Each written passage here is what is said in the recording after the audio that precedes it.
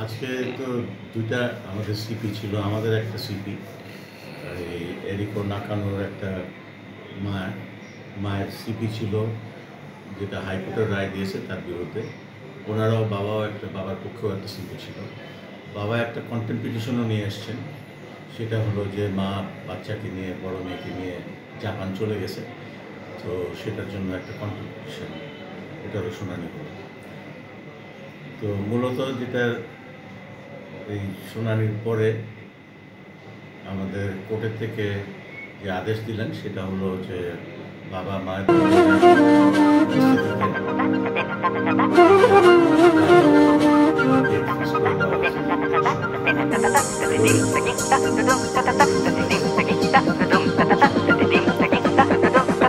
Sir, আপনি বলেছেন যে এটি জাপানি আদালতে এই মামলাটি শুরু হয়েছে এবং এটা কেন বলছেন যে এটা ওনাদেরকে ওখানে কি ফেস করতে হবে উচিত বা এটা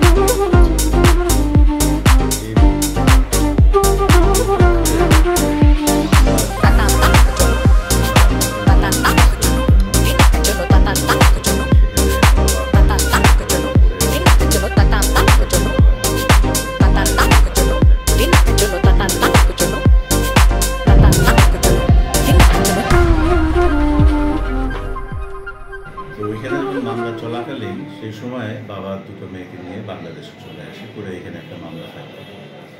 তো ওই মামলার কোর্টের এখতিয়ার আছে কি না সেটা আইনে, বাংলাদেশ আইনে যা আছে সেটা অনুযায়ী হবে। আমাদের কথা ছিল যে শুধু বাংলাদেশি আইন দেখবেন না, আপনারা আরও দেখবেন যে জাপানি কোর্টে যে একটা রায় হয়েছে সেই রায়টাকেও বাংলাদেশি কোর্টে স্বীকৃতি দিতে হবে। এটাই ছিল আমাদের কথা আর কি এখানে। সেজন্য আমাদের কথা ছিল যে বাংলাদেশি কোর্টের এখতিয়ার নাই। তো প্রথম ট্রায়াল কোর্টেও আমাদেরকে রায় দিলেন যে এখতিয়ার নাই, কারণ এখানে মামলা কজ অফ অ্যাকশন এখানে শুরু হয়। তো তারপরে ওনারা ওইটার সম্বন্ধে টোকিও কোর্টের রায় সম্বন্ধে বলেছেন, কিন্তু রায় সম্বন্ধে বলেছেন যে ওই রায়টা আছে, এইটুকুই আর কি। কিন্তু আমরা কোনো সময় কোনো পদক্ষেপ নেইনি ওই রায়টাকে এই দেশে কার্যকর করার জন্য। তাহলে 11 জুলাই কি নির্ধারণ হবে, চূড়ান্ত হবে? 11 জুলাই এটা চূড়ান্ত সিদ্ধান্ত হবে। তো সেখানে ওনারা বলেছেন যে দুই পক্ষের উপস্থিতিতে, দুই পক্ষ বলতে আমরা যেটা বুঝি যে মা এবং বাবা দুজনেই থাকবেন উপস্থিত। তো আমরা প্রশ্ন করেছিলাম কোর্টকে যে আপনারা কি এখানে কোনো আদেশ দিচ্ছেন যে মাকে এখানে উপস্থিত থাকতে হবে? বলে যে না, আমরা চাই এটা ওনাদের উপস্থিতিতে এটা অর্ডার দেওয়ার, আদেশ দেওয়ার। তো যেহেতু উনি বিদেশি, এখানে কোনো অর্ডার ওনারা দেননি।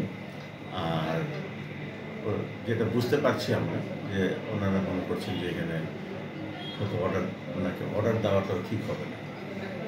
কিন্তু এটাই বলেছেন যে দুই পক্ষের উপস্থিতিতে। কিন্তু আপনাদের কি কোনো ইনস্ট্রাকশন আছে স্যার যে ওনারা আসবেন কি আসবেন না? আমি মা তো মেয়ে সহ এখন জাপানে।